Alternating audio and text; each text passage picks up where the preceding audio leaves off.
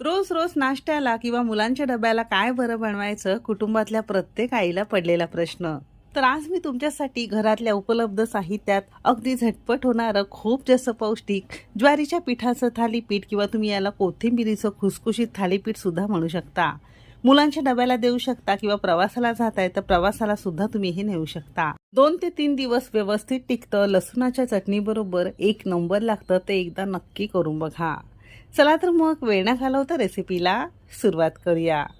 ज्वारीच्या पिठाचं किंवा कोथिंबीर थालीपीठ बनवण्यासाठी सगळ्यात पहिल्यांदा आपल्याला पीठ भिजवून घेणं गरजेचं आहे. त्यासाठी एका ताटामध्ये मेजरिंग कपने 1 कप आणि वजनी म्हणाल तर साधारणतः 200 ग्राम प्रमाणात रोजच्या वापरातलं ज्वारीचं पीठ घेतलेलं आहे. शुगर असेल, डायबिटीस असेल किंवा वजन कमी करत असाल तर हलका फुलकं हे ज्वारीच्या पिठापासून केलेलं थालीपीठ खूप जास्त पौष्टिक आहे.